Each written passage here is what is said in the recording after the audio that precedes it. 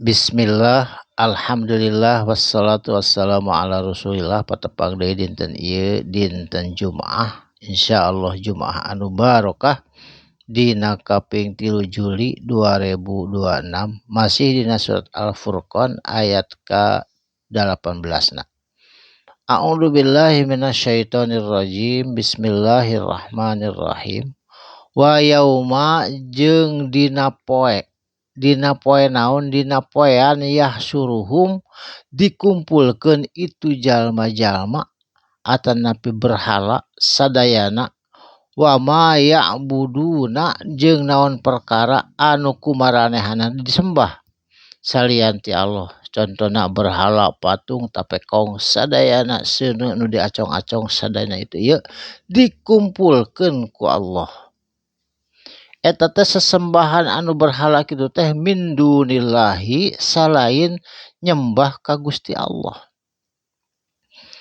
Fayaqulu tuluy Allah ngadawuh engke di padang mahsyar lamun tos dikumpulkeun berhala jeung nu nyembahna.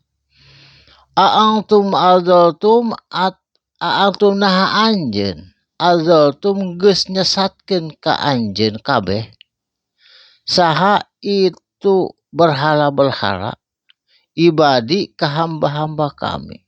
Saur Allah, ka berhala ge bisa ditanya engke mah. Haulai anu ieu amhum atawa maranehanana jalma-jalma dzalun anu sesat sabila kana jalan Allah. Nah anjeun berhala nu nyesatkeun atawa jalma-jalma sorangan anu sesat, eta dipertanyakeun ku Allah engke di padang mahsyar. Saterasna qalu ngajawab itu berhala sesembahan salian ti Allah atanapi sembahan anu hirup atawa sembahan anu paeh, contohna kayu, batu, lata, uja, manat, ubah jeung sajabana jeung anu hirup ka jelema oge aya nu disembah saperti Firaun. Ditaros kumaha ngajarawab itu berhala, subhanaka maha suci anjeun ya Allah. Saur berhala-berhala da bisa nyarita engke mah berhala ge.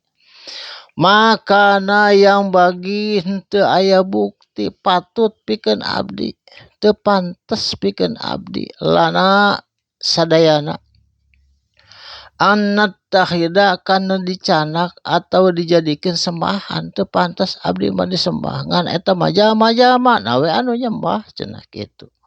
Min dunika salian ti anjeun ya Allah, min auliaa tina bisa nulungan saeutik ogenan abdi mah teu tiasa nulungan kecuali anjeun ya Allah nu tiasa nulungan mah.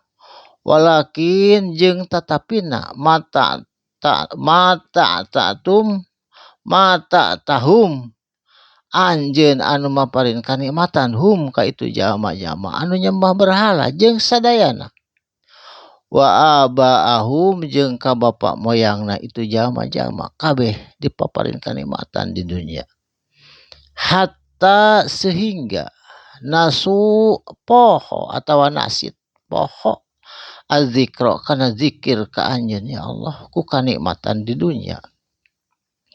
Wa kanu jeung bukti itu jalma-jalma anu mopohokeun kana zikir ka Allah karena kalakah nyembah kana berhala qaumam buro eta kalebet jalma-jalma dina poe ieu jalma anu binasa. Jadi dina poe ieu di padang mahsyar tos katingali jalma anu bakal binasa, jalma anu disalametkeun ku pitulung Allah Subhanahu wa taala ku rahmat Allah. Saterasna faqad mangka nyata kazzabukum geus ngabohongkeun ka anjeun itu gegeden-gegeden anu nyembah berhala bima taquluna tina naon anu ku anjeun dicaritakeun diajak kana nyembah berhala.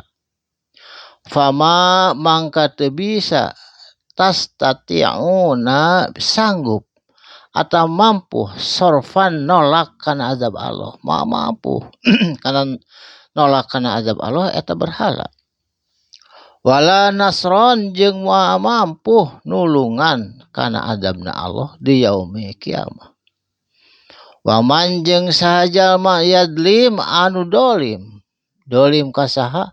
Dolim ka dirina sorangan, nyembah kana berhala, musyrik, munafik, kafir, eta dolim kana dirina sorangan. Mingkum di antara anjeun kabeh nudikhum ku kami bakal dirasakeun ka itu jalma-jalma munafik, nu kafir, anu musyrik, anu dolim, azaban kana azab kabiron anu kacida gedena, azaban kabiron azab anu kacida gedena di yaumil kiamah, di yaumil akhirat atawa di poe akhir anu teu aya sendatna kholidina fiha langgeng di akhirat mah balik deui ka dunya. Sabab di dunya ayeuna tempatna ibadah, di dunya tempatna jalan anu lurus, lamun urang milar hidayah engke mah di akhirat mah tiasa uih deui ka dunya kanggo sadetik ogenan hayang ibadah.